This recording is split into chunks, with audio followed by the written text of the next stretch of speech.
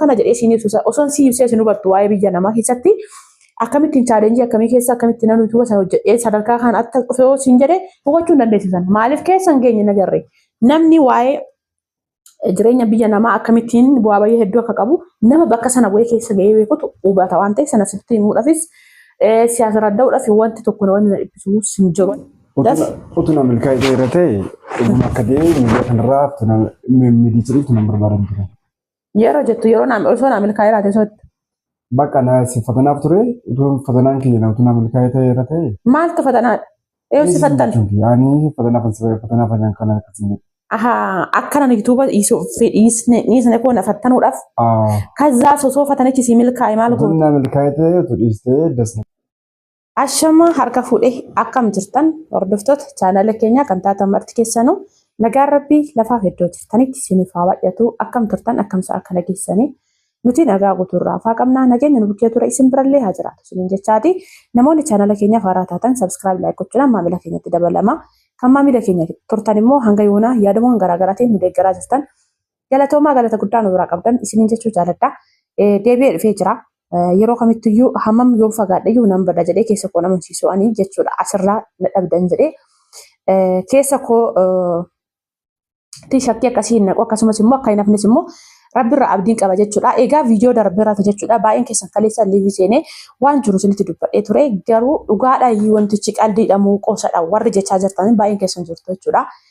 Wantichi already anaafiyyuu dhugaa ta'ee akkasumas immootuyyuu qaldii ta'ee wanti adda baafadhan jiru.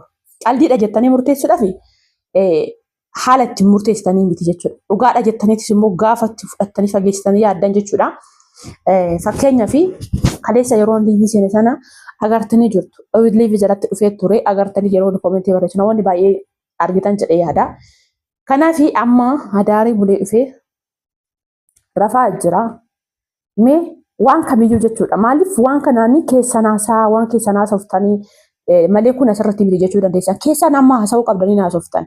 Garuu keessanis haasoftanii gaafa haasoftan sana waan deebii gahaa tokko ittiin arganne gaafa ta'u.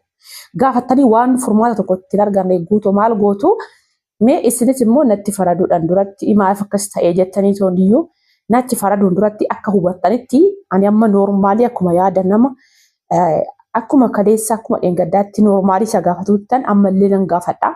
Mee waan inni jedhu walumaan arguuf jirra. Sa'aatiin hojii isaatis ga'aa jira. Induyyuu amma hojiidhaaf hin ka'a. Nan gaafadha. Garuu kaameraa kan kaa'e itti agarsiisee osoo hin taane kaameraa dhoksee ka'eetuma waan jiru isinis hubachuu akka barbaaddan. Maaliif wantichi hammam akka giraa namaa gabba'u dhugaa jettanii amanuudhaaf qaldiidha jettanii amanuudhaaf hammam akka keessa keessan isin rabbashu laaluu dandeessanii isiniin jedha. Kanaaf yeroo kaameraa dhokfadhee qophaa'e isinitti himaa. Nagaan naaf tura hagasitti walumaan hubachuuf jirra waan ta'uuf jiru isiniin jedha ilaalame. Maamna arbadde. Maamna maamna. Naasofna kana. Maamna. No maarree ganamas dhuftee naan hin ciiste waan ta'e ammoo osoo hin deemee waan asofnu jiraati naasofna eeganan.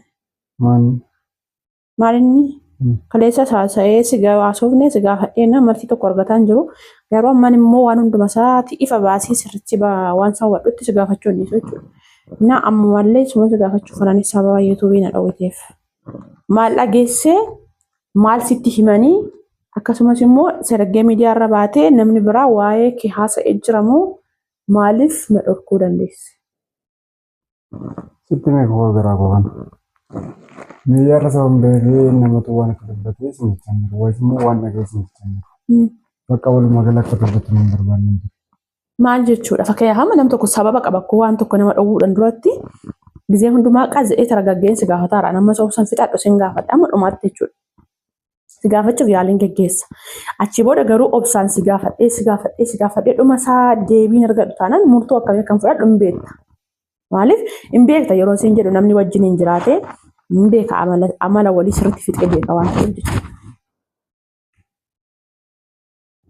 Na kayaan gammayyoo nama gidduu. Adamma waa'ee hojii miti amma waa'ee yuutuubii nan hojjedhu miti.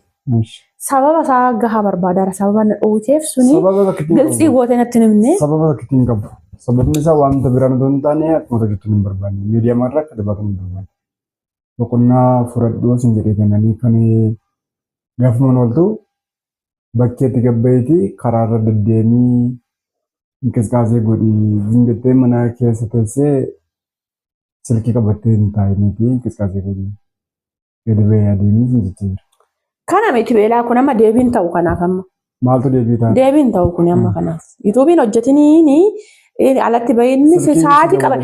Yuutuubii namni hojjetu jechuudha. Fakkeenyaaf gizee tokko viidiyoo waraabaa waan hojjetu waan barumsaas haa ta'u waan qoosaas haa ta'u achi booda sa'aatii rafti isaatti immoo editii godha. Achi booda wanti guyyaa muluu silkiin harka ooluufis hin jiru. Wanti guyyaa muluu silkii qofa harkatti qabadhee taa'u hin jiru jechuudha. Kun amma deebii wanna ta'e nama natti haasa'artu deebii gahaa hin ta'u. Deebii gahaa hin ta'u waan ta'eef waan dhageessee waan siin jedhanii kokkoffaa immoo yeroo kam keessattuu amala kan koo keessattis ta'ee dhaamsa koo isa duraatirraa ka'eetis immoo sittiin himaa yeroo kam keessattuu jechoota namaa keessa keetti akka hin fudhanne jedhee sittiin himaa ture jechuudha. Namni waa baay'ee namaan jechuu danda'a. Waan gaarii fidee sitti himu waan badaa fidee sitti himuu danda'a waan ta'eef jireenya ofii keessatti immoo osoo nama sadaffaa galchuu barbaadan baay'ee dasna jedha. Nama sadaffaa duuba keerra nama sadaffaa galchuu osoo barbaadu. Nama sadaffaa jireenya keenya keessa galee utuu hin taane nama sadaffaa jireenya keenya keessa galuu miniiti nama biraayyuu namni sadaffaan gidduu galu hin barbaadu. Rakkoon mana isaanii keessaa isaanuma gidduutti akka hin dhumu barbaadu. Kan hin gaddamee viidiyoo irratti waraabee fi bakka walumaa gala akka dhiyeessu osoo hin barbaadeef. Kanaafiyyuu ishee dhiisi jettamee dhiise deebii baqa kana godhiitii waan kanaafan dhiisisin jedhee kana deebii baqa deebii gahaa naaf kennu. Deebii gahaa akkasii kenni bakka kanarra maal akkasii kennu barbaadaa. Isa kamtu deebii gahaa dharee. Bakka adeem barbaachisu dhiisisin jedhee deebii kanarra maal barbaada. Dhiisi bichaan furmaata hin qabaa. Sababa kanaafan ani bakka kanaafan jibbee sababa kanaaf bakka kanatti rakkoo godhate waan ta'eef kana booda karaa kanarra imaluu hin qabu. Jedhama malee koo zim jedhameetuma akkamitti guyyuma adii kana dhiisii bakka dhiisidha jette koo maaliif waan jedhuta nammoo gafu sammuu koo keessa na dhufame. Sababa isaa kodha eeggata tokko lama si taaseera. Guyyaa ture deddeebi'ee asuuf barbaachisu. Eeggata si taasee ture deddeebi'ee guyyaa akka inni si taasa'u keessi koon jiran ta'u. Kanaaf deebii gahaa hin taane bakka amma walumaa gala. Deebii gala an deebii gahaa dhumanii si deebisee garuu si hin taasisaa deebii gahaan kana miti dhugaa. Maaliif teenyee taragaaggoofnee waan kamiyyuu hubanna yoo jennetti deebii gahaan kana miti. Waggaa meeqa amma fakkeenyaaf hojjechuu oguun yuutuuba kanaa? Rakkoon qabuun waggaa 5 hojjedhe 4 hojjedhe rakkoon qabuun. Waggaa meeqa ta'eera? Biyaansi waggaa 2 waggaa 3? Maaf na gaafatte waggaa isaa? Maaliif sababa isaa? Kana keessatti koo jijjiiramni tokko argamuu qabaa ture. Ati ammas waa'uma maallaqichaati jechuudha. Lakkee. Jijjiiramni argamuu qabaa ture. Bakka waan tokko jijjiiramni yeroo ittu. Waan tokko itti dadhabdee akkasumas jimmar maallaqa barbaachisu kan itti dadhabdee. Maallaqa qofa miti. Kana sammuu kan kee gizee baay'ee jedha sammuu kan kee sitti hin iyyaa akka yaaduun taasise. Maallaqa qofaaf miti namni kan hojjetu. Innaa sa'aatii ofii kan balleessanii fi yeroo ofii kan balleessan. Kun koo hoona jettee yeroo koo balleessoo osoo hin taane koo yuutuuba kanaa ergana dhufee titti asiif dhufee too sa'aatii koo muluu yuutuuba irratti fixee osoo hin taane biyya namaa gaafa hin jiru immoo kana jedhee siin ibsu osoo siin ibsee isin hubattu waa'ee biyya namaa keessatti akkamittiin chaalenjii akkamii keessa akkamittiin namni yuutuuba sana hojjedhee sadarkaa kan akka dhufee yoo siin jedhee hubachuu hin dandeessisan. Maaliif keessa hin geenye nagarree namni waa'ee jireenya biyya namaa akkamittiin bu'aa baay'ee hedduu akka qabu nama bakka sana bu'ee keessa ga'ee beekutu hubata waan ta'eef sana sitti himuudhaafis siyaasa radda'uudhaaf wanti tokko nama dhiphisu hin jiru jechuudha hin beektu. Kanaaf asis immoo yoo dhufee ganama mee mana kanatti hojii meeqatamatu hojjetamaa oola. Isumayyuu immoo ani koo dasna jedha noormaalii ta'ee osoo nan rakkoo tokko qabaachuu baay'ee bahee hojii oolee hedduu natti tola. Hundaa'u viidiyoo osoo hojjedhee nama wajjin osoo qoosee bakka sanaa irra natti tola anaaf achitti naa mijata bakka hojii oolu sanatti. Garuu sa'aatii kanatti immoo kanan jiru akkanitti jiru osoo ijaan ilaalaa jirtu osoo maal keessa akkan jiru argaa jirtu gaafii akkasii gaafachuun sirra hin jiru. Kanaaf yuutuubni maallaqa qofaa miti kan hojjetamu jaalattee jibbitis. Bu'aa isaa hin beektu ati maaliif ana maal akka na fayyade bu'aa sanatu beeka. Maallaqa qofaa osoo hin taane maal akka na fayyade natu beeka.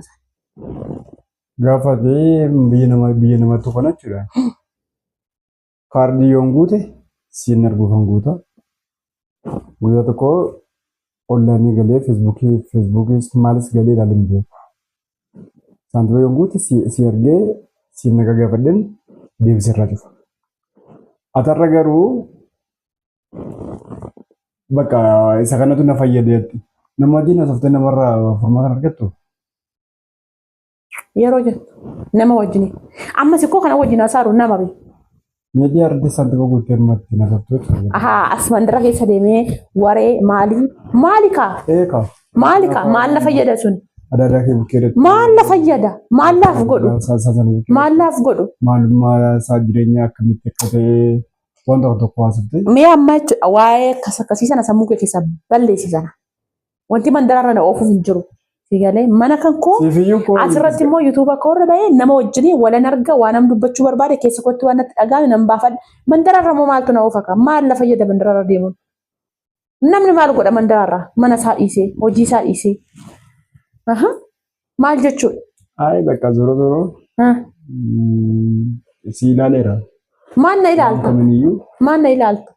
Ay si ilaalee bakka akka. Deebii keessa keetiin qabdu waan dubbattu tokkotti namni tokko ka'umsa waan sana kaasee waan tokko waan sana namaan jechuudhaan duratti intii qabaachuu qaba. Nallolinni ka'umsa isaati irratti deebii gahaa qabaachuu qaba. Rakkoon qabu deebii. Eeggadde si gaafadhe irra deddeebi'ee piraankiidhaa qalbiidhaa qoosaa jirtaa isin jedhan miti piraankii miti jette. Manuma keessattuyyuu noormaal immoo amma duraanitti miti bifti keessa haalli keessa amalli keessa hin jijjiirama gidee ol galte. Maal ta'e? Kanaafuu nani ta'ee targaggee kan si gaafataa jiru iyyuu. Ani yeroo kamittuyyuu mootu taa'ee waan kamiyyuu nan gaafadha achi booda immoo tarkaan fudhachuu qabu nan fudhaan. Maal ta'e bifti kiyyaa fuulli kiyya maal? Inni bakka walumaa galatti bakka namni noormaalii manatti jirameen fuula ifaan ol galuu fi jira bakka walii lama gosa lama. Bu'aan ol galee mana kam ol galu? Atamma qoosaa artamee hanga humna garaa isaa araamma. Qoosaan jiru kun. An kolfiin hin qabu sitti. Adalleen. An bu'aan ol galaa gaafa ol galu ala. Gaafa bu'aan ol galaa. Kolfarnu ol galaa. An akkasii hin jenne bu'aa galtas hin jenne garuu. Gaafa neebee. Bakka walumaa galatti jijjiirama jiran sin jedheen. Ala gaafa nuufuu nagaa sin gaafatiin ol ta'ee taa'ee beeka. Moo nagarii biraa qabdaa atimti. Bakka amma waan as gaafa deebiin qabdu waan amma qalbii qoosaa akkasii keessa hin jiru. Waan si gaafate. Garuu waan amma itti obsee gaafan jedhan amma sadi amma arramaffaa si gaafachuu kootti sadaffaadha hin daa'u. Kana booda murtoo mataa kootiin fudhaani. Gaafa murtoo mataa kootii fudhadhisan garuu koottu duddana dhukkubee as deebi'i koottu karaa kanatti garagarii koottu as deebinaan tasuma akka hin dhageenye sin beektaa fixee bartee hunda isaa itti galtee amala kan koochi. Jala saari. Amma murteessuudhaaf waa xiqqishuun naaf. Kaas dubbadhee garaa kiyyaa. Kanaafuu.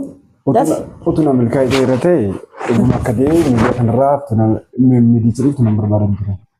Yeroo jettu yeroo osoo naa milkaa'ee raate sootti. Bakka na si fatanaaf ture utuu fatanaan kiyya na utuna milkaa'ee ta'e irra ta'e. Maaltu fatanaadha? Eessi fattan? Yaani fatanaaf ajaan kana akkasii. Akkana yuutuuba dhiisne koo na fattanuudhaaf. Kazzaa sosoo fatanichi si milkaa'e maal godhu? Utuna milkaa'ee ta'e utuu dhiistee dasna jedhaa ture. Walumaa galootu hafe maaliif? Namni gaafa waajjira tokko meejeriidhaa fi maayinerii qaba hojii namni hojjetu. Wanti sirraa toluuf wanti irraan bal'aan jira. Wanti dandeettii kee irratti dandeettii keetii fi wanti dandeettii kee hin taane jira. Yeroo isaan keessa kamtu dandeettii kooti miti? Amma bakka walumaa gala kun dandeettii keetii kun dandeettii kee miti sin jechaan jiru. Hojii kanatti garuu itti milkooftu wanta jedhamuuf sababa nafi kooti dhiphadhee fi yaadee fi utuu dhiistee dasna jira ture. Amma garuu iddoo fedha kee ta'e ofumaatis cinkatiidhaan mana keessaa qaqqamaa olirra aariidhaan olirra akka fedha kan kee hojjechuu dandeessa. Ammallee isin dheengadda piraankii miti jette amma immoo fatanaa dhatte fatanaaf ta'e amma immoo. Fatanaaf. Kanaafuyyuu maal ta'a amma sana namni baafummaa dadhabbina jabina qabu dadhabbina qabaa dadhabbina kan keessaa kana dheessitti himu garuu osoo dhiistee natti tola amma jettu sanarratti nama dadhabaa tokko bukkeetti agartu osoo naniyyuu bakka itti wallaalee jiraadhee dadhabbina koo sana biltsii baasee natti himtee bakka kanatti jabaadhu namaan jedhamu namni alaala nama sana waan sana tilmaamtee waan kana inni galmaan gaachuu dhiisuu danda'a milkaa'uu dhiisuu danda'a yoon dhoowwee wayya jechuu wayya kanaan sammuu isaa amansiisa ilmi nama kanaan sammuu kee amansiisa taate. Ayi bakka naan walumaa galaa uttoon akkaan yaadaree tinaaf milkaa'eera ta'e dhiistetti ta'e Itti tola ture garuu amma ilaalennaan miidichirraa fagaachuu waan dandeessu hin fakkaatu gaafa si ilaatu. Sitti bebeesan amma akkam fagaachuu hin dandeenye. Ko jala sararee sitti mee ture qoon. Kanaafiyyuu miidiyaa kan kee hojjedhaatiin miidhama keessa waan hin barbaanne ganaa siddin caqacaquu ciqicqii biraa uumuu sababa hin barbaanneef miidiyaa kan kee yuutuuba kan kee hojjetan sa'aatii. Garuu yeroo kam keessattuyyuu ilaala akkas jechuurraan sa'aatii rafti qabu. Sa'aatii rafti qabutti wanta na wajjin mari'attuu qabaattee wanta na wajjin hojjettu yoo qabaatte nama wajjin hojjennaatiin rakkoo hin qabu. Kanaaf osoo dhugumatti osoo naa milkaa'eeraati si dhowwuufan ka'ee amma jettu kana gaafa waan akkasii yaaddu sana osoo sammuu keetti dadhabbina kan kuusana natti himaati. Kana sirreessi kanaan asii immoo waan kana qajeelchaa deemee hin milkooftaa jabaadhu jettee nama jajjabeessite haamilee namatti hortee iddoo akkamii akka ga'an silaa kana jedhee siif hin himu. Ammas immoo beekteeti jalqabuma gaafa jalqabdu jechuudha fatanaadha jetteerta. Kanaaf ani bakka kanatti dhuguma nan kufa jedhee yaadu waan barbaade yoo ta'e jechuudha. Fatanaa ati akka keetti kufteertattee fudhatta amma jechuudha. Siif fatanaa kanarratti darbame kan jedhamu yoo nani waan ati jette sanarra qofa goore ture hin ta'u waan akkasii jechuudha. Jaalattees jibbitee isaanii murtoo mataa kootii fudhachuu kanan taa'ee taragaggee si gaafadhee jechuudha. Maaliif guyyaa tokko miti lama sadii amma fayyaa qabutti fagaachuun barbaadu asirra. Kanaaf kana gidduutti immoo dirqama waan gaafachuu qabu ifa baasee gaafadhee achi booda tarkaanfii mataa kootii fudhachuu barbaade. Kanaaf walumaa galatti fatanaa tureetti. Fatanaa turee naan milkaa'uu hin dandeenye waan ta'eef